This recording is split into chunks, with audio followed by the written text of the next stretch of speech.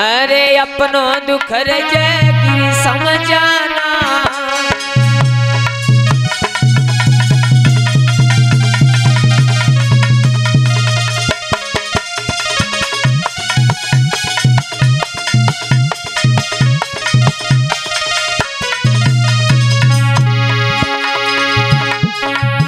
अपनो दुख रज गिरी समझाना, मित्र को दुख रज मेरु समाना।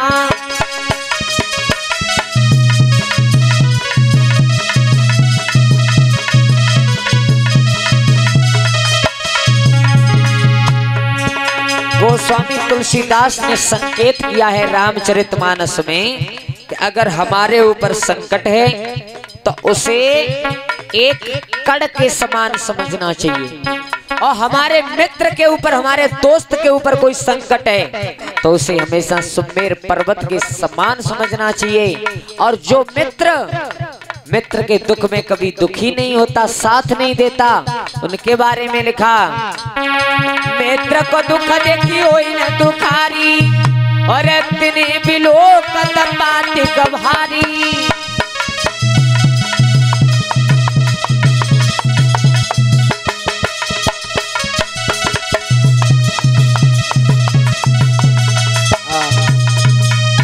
महाराज, मित्र के दुख में जो मित्र साथ नहीं देता उसे पाप लग जाता है हमेशा। कभी भी मित्रता में गरीबी और अमीरी नहीं देखी जाती। लेकिन यज्ञपति महाराज, आज को तो जमानो ही यही है, आजकल दोस्त सबसे ज्यादा किनके मिलेंगे मालूम है? या तो पैसा वाले के, तुम पे पैसा ज्यादा है तो तुम 1000 आ जाएंगे दोस्ती करवे, 1000। और जैसे ही तुम्हारे ऊपर गरीबी आई, किसी कारणवश पैसा खत्म हुआ, अपने आप मित्र किनारा कर जाते हैं। तो सर्विष्ठा और देवयानी दोनों में गहरी मित्रता थी, और महाराज ऐसी मित्रता थी कि साथ ही साथ जाना, साथ ही साथ आना। एक दिन दोनों सखियां आपस में बात कर रही हैं, बहना नाए होए तो एक काम करते हैं, सरोवर में स्नान करने के लिए चलते हैं। बोले चलो चलो। सहेलियों की तो बात ही ऐसी होती है, एक ने कहा दूसरी ने मान लिया। महाराज दोनों पहुंची, एक सरोवर में स्नान कर रही हैं, वस्त्र उतार करके रख दिए। देखो हमारी श्रीमद् भागवत कथा में ऐसा लिखा है महाराज कि कभी भी स्त्रियों को कमर तक जल में घुस करके स्नान नहीं करना चाहिए। कभी भी माताओं और बहनाओं को कमर तक जल में घुस करके कभी स्नान नहीं करना चाहिए। उस जगह पर वरुण देवता का अपमान हो जाता है, माताओं को पाप लग जाता है, ध्यान रखना। तो दोनों सखियां वस्त्रहीन होकर के और वस्त्र रख दिए सरोवर के किनारे और सरोवर में स्नान कर रही हैं। लला लवकुश तब तक भाव का, अरे बिटिया अरे सरोवर में रही नहाई, और बोले पार्वती वहां आए। के बिटिया सरोवर में रही नहाई, बोले पार्वती वहां आए। बिटिया सरोवर में रही नहाई, बोले पार्वती वहां आए। बिटिया सरोवर में रही नहाई, बोले पार्वती वहां आए।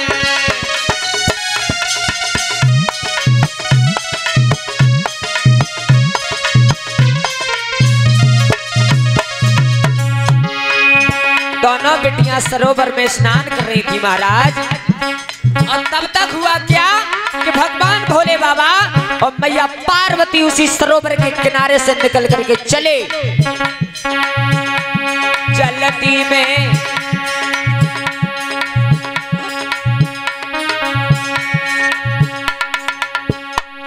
चलती में बिगड़ी गो सपड़ा, एक दूजी के पहन ले कपड़ा।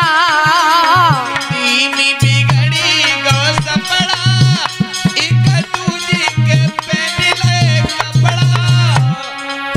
अरे शर्मिष्ठा गई खिसियाई, बोले पार्वती वहां आए। अरे शर्मिष्ठा गई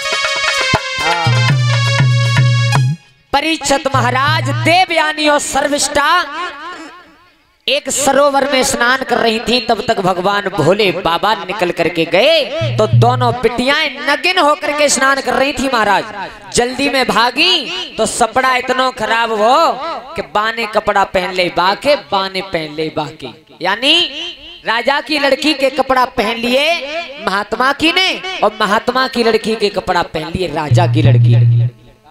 लेकिन महाराज ताल पे पहले तो स्नान ध्यान कर रही थी, उसके बाद में अब खेल कूद सब बंद है गए।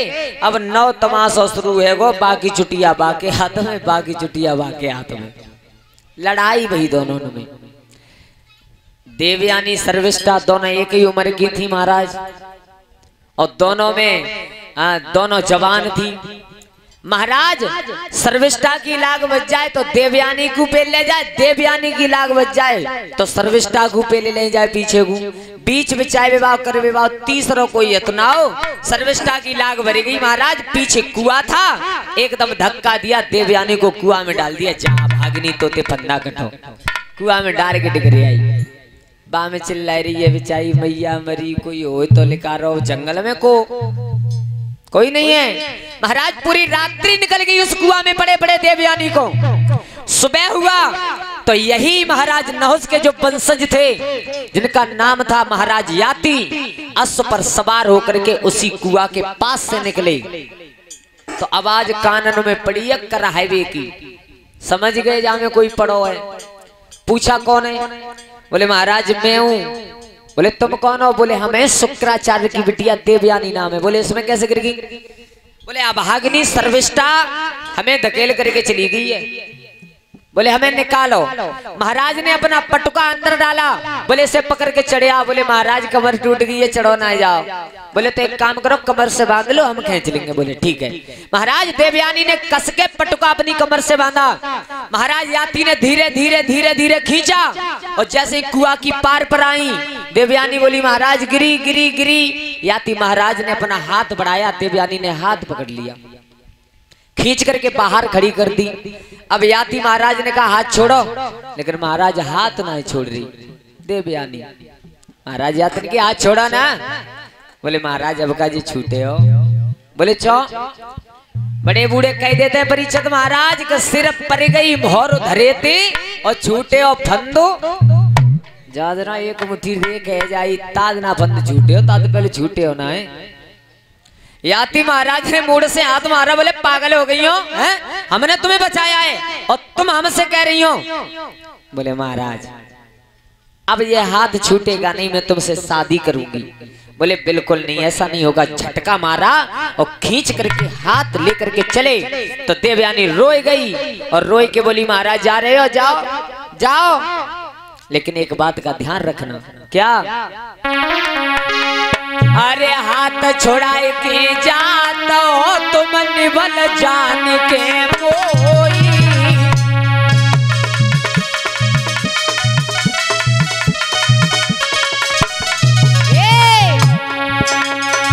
हाथ छुड़ाए ले जात हो कमजोर जान के मोई।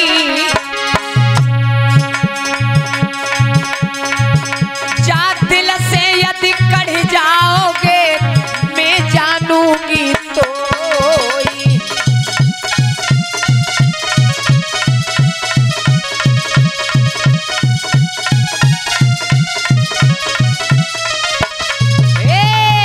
डगर पन घटकी बड़ी कठिन है, डगर पन घटकी बड़ी कठिन है।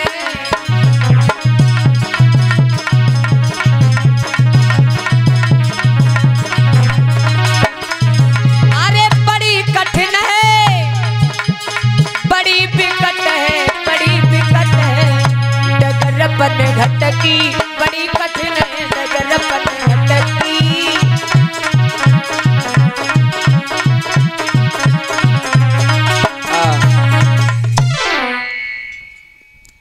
और इसी बीच 10 रुपए से सम्मानित किया है गोलू बबलू के भांजे कृष्णा हाथरस।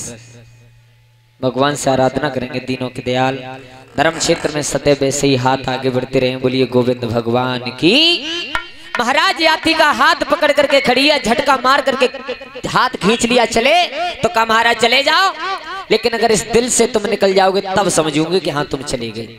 महाराज याती ने कहा सुनो, अगर तुम शादी करना चाहती हो तो अपने पिताजी से कहो जाओ, और तुम्हारे पिताजी अगर सहमत होंगे तो हम गाजे बाजे के साथ में तुमसे विवाह करेंगे, ऐसे हम तुम्हें नहीं ले जा सकते। बोले ठीक है। चली गई महाराज याती अपने नगर के लिए और देवयानी अपने पिता के घर। पिताजी ने पूछा बेटा बिटिया कहाँ रही पूरी रात? बोले महाराज ये तुम्हारे चेला की बिटिया है ना सर्विष्ठा, जो महाराज वो कुआं में धकेल के चली आई, और याती महाराज नहीं होते तो तुम्हारी बिटिया जिंदा नहीं बचती। महाराज उसी समय शुक्राचार्य महात्मा नाराज होकर के चले तो बृहस्पति राक्षस ने रोका, गुरुजी गलती क्या हो गई? बोले गलती ये हो गई कि तुम्हारी बिटिया हमारी बिटिया को मारना चाहती है, इतना बड़ा पाप किया कि कुआं में धकेल करके चली आई, या तो इसे सजा दो, अगर सजा नहीं दो तो हम तो जा रहे हैं। बृहस्पति राक्षस ने कहा गुरुजी तुम ही सजा दे लो, जैसी तुम्हारी जी बिटिया तैसी जे, जो सजा दो वो तुम दे दो। देवयानी ने कहा सुनो हम तब रुकेंगे, एक शर्त माननी पड़ेगी। बोले क्या? कि जिस घर में मेरी शादी होगी बा घर की दासी मेरी दासी बन करके अगर ये मेरे साथ जाएगी तो ठीक है, और नहीं तो तुम रहो हम तो चली। महाराज बात मान ली। याती महाराज के साथ में विवाह हुआ देवयानी का, और सर्विष्ठा जो राजा की लड़की थी वो चली है दासी बन के। तो दासी बन के चली, चलते चलते शुक्राचार्य ने एक बात कही। जा रहे थे महाराज याती, विवाह हुआ था एक से, लेकिन साथ में जा रही हैं दो। तो शुक्राचार्य महात्मा ने एक बात कही, राजन कि विदाई के समय ये शुक्र ने कहा और राजन इसका विश्वास न हो, जितासी संग में जाय रही अरे दासी संग भोग विलासन हो, दासी संग भोग।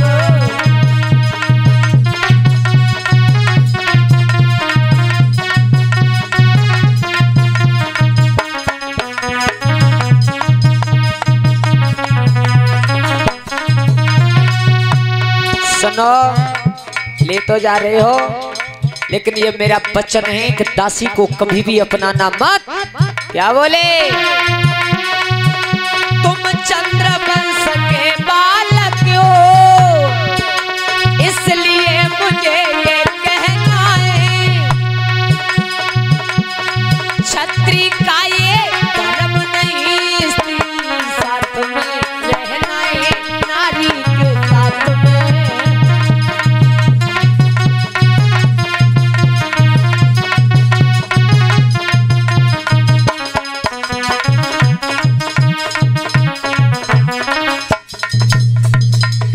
महाराज विवाह हुआ याती महाराज का एक के साथ, लेकिन चली हैं घर के लिए दो, एक रानी और एक दासी। परीक्षित महाराज अब ध्यान दें, चले गए याती महाराज महलों में रह रहे हैं। सर्विष्ठा दासी के लिए दूसरा भवन बनवा दिया, लेकिन महाराज याती ने लौट करके उसकी तरफ देखा नहीं। और कितने दिन व्यतीत हो गए कि देवयानी रानी के गर्भ से दो बेटा जन्म पैदा हुए, दो पुत्र।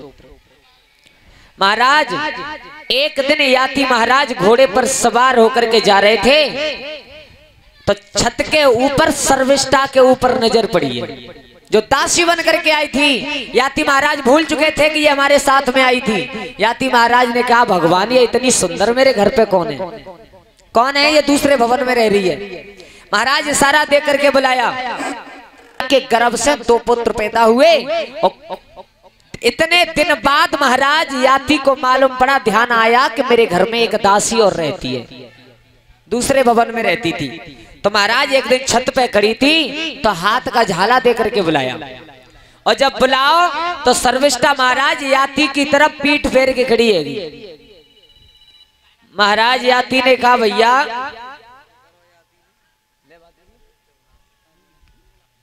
महाराज याती ने कहा चो भैया हमारा चेहरा तुम्हें तो बुरा लग रहा है जो हमारी तरफ चेहरा ना कर रही पीट करके खड़ी हूं। सर्विष्ठा बोली महाराज तुम्हारे जैसा राजा तो या संसार में कोई है ना है। बोले हमारे जैसा? बोले हाँ क्यों? बोले तुम्हारे जैसा अधर्मी, और ये बात हकीकत है कि वो राजा मर जाए जिसके यहाँ पर न्याय नहीं हो, वो संत मर जाए जिस संत के अंदर दया नहीं हो। ऐसे चेला मत जाए जो गुरु को नाम डुबावे, और ऐसे गुरु मत जाए जो चेला से ज्ञान छुपावे। महाराज तुमसे ज्यादा बुरा तो राजा जा दुनिया में कोई नहीं। बोले क्यों नहीं है? बोले बात तो बताओ। बोले बात ये है कि जिस दिन से मैं तुम्हारे आंगन में आई हूं तुमने लौट करके ये देखा है कि सर्विष्ठा भूखी बैठी है कि प्यासी बैठी है, कपड़ा हाथा है कि ना है? कबू लौट करके पूछा है? पूछा है कभी? बोले बात तो सही है, ज्यादा नाराज ना हो। महाराज उसी दिन से सर्विष्ठा को भी अपना लिया महाराज याती ने। जो शुक्राचार्य महात्मा ने बात कही थी उसे भूल गए और सर्विष्ठा को अपना लिया। दिन कितने व्यतीत हो गए कि 3 पुत्र पैदा हुए। अब महाराज देवयानी के 2, सर्विष्ठा के 3, महाराज याती के 5 बेटा थे। देखो एक दिन देवयानी के जो रानी थी उसके भवन में लेटे हुए थे, शिकार खेल के आए। देवयानी परीक्षित महाराज अपने पिया के ऊपर बीजना से हवा कर रही, और तब तक तुम्हें मालूम है कि जो छोटे छोटे बच्चा होते हैं बालक बंदर एक स्वभाव, और जहाँ बैठे ता रचे उपाऊ। छोटे छोटे बालक होते हैं ना, और उनको और बंदरन जैसा स्वभाव एक जैसा होता है। देवयानी के 2 बच्चाएं, और महाराज वे बच्चा बहुत उद्यम कर रहे हैं। याती महाराज की आंख लगी एकदम खुल गई। बोले देवयानी जितने 2 बालक इतने ढीठ हैं इन्हें चुप कर। महाराज देवयानी ने कहा बेटाओ चुप हो जाओ, पिताजी सो रहे। मालूम है महाराज बच्चा थोड़ी देर चुप रहे, थोड़ी देर बाद फिर गई। अब की बार याती महाराज को क्रोध आ गया और गुस्सा में आए कि कही देवयानी तेरे जो 2 बालक इतने ढीठ हैं, इतने तो बाके 3 ना कह पाई, तो तक तो पकड़ लो कौन सी कहें 3 जी बता, कह ना पाई पूरी तब तक पकड़ लो। महाराज ये बात हकीकत है, स्त्री भूखी आंगन में रह सकती है लेकिन कभी 100 घर में बर्दाश्त नहीं करेगी, मर जाएगी। महाराज याती हाथ जोड़ रहे बोले पनमुश्री वैसी नहीं करेगी मुंह में थे। बोले वैसी ना नहीं करेगी, मुझे बताओ 3 है कि न गए? मत जाऊंगी, डिगत जाऊंगी, जिंदा ना रहूंगी। देखो जी हमारी मातन की सबसे बड़ी धमकी है जो इनके मुंह पे रखी रहते हैं। बुरी मत मानिए, और 9 साल में तो ऐसे कोई है ना है यहाँ की तुम कहती ना है, यहाँ तो सब अच्छे आदमी। तो नेक लड़ाई है जाए थोड़ी सी, अच्छा यहाँ लड़ाई ही ना हो तो कहीं का तो सबसे पहले एक ही बात आ गई, चली जाऊंगी अबे बाप के यहाँ कबू लौट के ना आऊंगी। एक दूसरे नंबर की धमकी, 5 भैया हैं ट्रैक्टर भर के गांव में तो बुला लूंगी, सभी नस दबा दूंगी तुम्हारी और बाद में जेल में दबा दूंगी। 2 तीसरे नंबर की अगर मैं तुम्हारे घर में मर गई तो तुम्हारे पूरे कुनबा जेल करवा दूंगी। महाराज ये तो मुंह पे रखी है धमकी, लेकिन माताओं कभी भी ये मत कहो। और एक मैंने चीज देखी है महाराज, सास ससुरते अगर लड़ाई है जब बहू की तो आदमी की ज्यादा आफतें आ जाते हैं। आदमी न तो जाकी कहे न बाकी कह पावे। चौंक अगर मेहताई बाप की पक्ष ले रहे हो तो वो मर रही है, और बाकी पक्ष ले रहे हो तो मेहताई बाप की तरफ से ज्यादा परेशान, सबसे ज्यादा आफत है। और पत्नी एक ही बात कही सुनो, बता रही है तुम्हारी मम्मी मोते ऐसे ऐसे कह रही, उन्हें समझा लियो मोते कुछ सुनाए कहीं। महाराज अभी भाई की मम्मी है तेरी मम्मी ना है। जादना बहू जितनी बहुएं बैठी हैं यहाँ ध्यान देना एक बात, अगर 7 दिन या 9 दिन की कथा में केवल एक बात नोट कर लो, ज्यादा कुछ नहीं, जिंदगी न बन जाए तो कहना। जो बहू अपने घर में आए ससुराल में तो महाराज आते समय केवल एक बात धारण कर ले, क्या कि जैसे मैं अपनी मेहतारी को वहां छोड़ करके आई हूं तैसी ये मेरी मेहतारी है, कभी घर में लड़ाई नहीं होगी। सास को सास न समझ के मैं अपनी मेहतारी की उपाधि दे दे महाराज लड़ाई नहीं होगी, लेकिन सास सासू कछु सुनो, शासन को धर्म जी है कि सास मन में जी विचार करें कि जैसी हमारी बिटिया चली गई और तैसी जी काऊ की बिटिया आ गई। बहू को बहू न मान के अगर सास बिटिया की उपाधि दे दे तो महाराज बा घर में लड़ाई कबू। अच्छा बताएं लड़ाई कौन से घर में होती है? जा घर में बहू की सिंगादानी 100 रुपया की है, सास की 500 रुपया की है। लड़ाई रुकेगी ना है काऊ कीमत पे, कितनी कोशिश करियो रुकना है सकत। महाराज मैंने अपनी कानों से सुना था, अपने कानों से एक बार एक बड़ी बूढ़ी मैया ही बहुत, वे बड़ी बूढ़ी मैया ने आए कि कही लला की कहो जी हमाओ लला है ना, लला हमाओ। बोले हाँ हाँ जाने अपनी बहू इतनी चांद पे चढ़ाई ली है ताको कोई ठिकाना ना। मैंने की क्यों? बोले बहू के सामने हमें तो कहू दो पैसा में ना समझ रहा। मैंने अच्छा? बोले हाँ थोड़ी बहुत कछु परेशानी है गई वही बहू है तो दवाई दिवाई लाओ हो बेचारो। महाराज ये तो धर्म होता है पति का पत्नी के प्रति। सासु कह रही कि मोटरसाइकिल पे बैठा रही कि बाजार करवाए वे रोज ले जाते है। हमने की तो ज्यादा गलत बात है। फिर हमने की मैया एक बात बताओ। बोले का? बोले तुम्हारी बिटिया की शादी हैगी नहीं? हाँ। बोले तुम्हारे दामाद कैसे? बोले बे तो बहुत अच्छे। मैंने बे कैसे अच्छे? कि हमारी लली यूं कह दे कि आज ही चलो माई के को तो आज ही लेके आएंगे। हमारी लली यूं कह दे कि आज तुम्हें खानो ना है खानो तो पूरे दिन खानो ना खाएंगे। हमारी लली यूं कह दे कि अपने मेहताई बाबते मत बोलो तो पूरे दिन बोलेंगे ना है। मैंने अच्छा तुम्हारी बिटिया के कहते तुम्हारे दामाद चल रहे तो बे अच्छे, और जेऊ काऊ की बिटिया जाके कहते तुम्हारा लड़का चलोगे तो तुम्हारी लड़का ज्यादा खराब है। महाराज ध्यान देना, केवल यही मकसद है और कुछ नहीं। हमेशा यही समझो कि मेरी बिटिया चली गई तैसी ये बिटिया आ गई, उस आंगन में कभी लड़ाई नहीं हो सकती।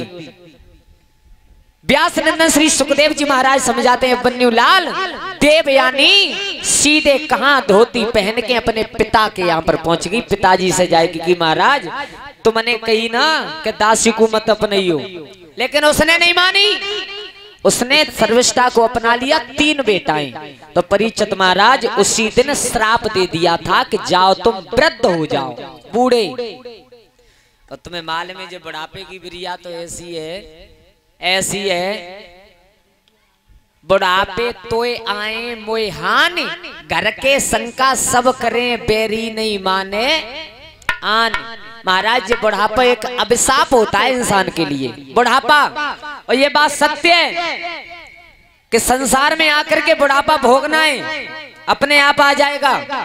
और 21 रुपए से सम्मानित किया है रवि कुमार, संदीप कुमार, पुष्पेंद्र कुमार पाल।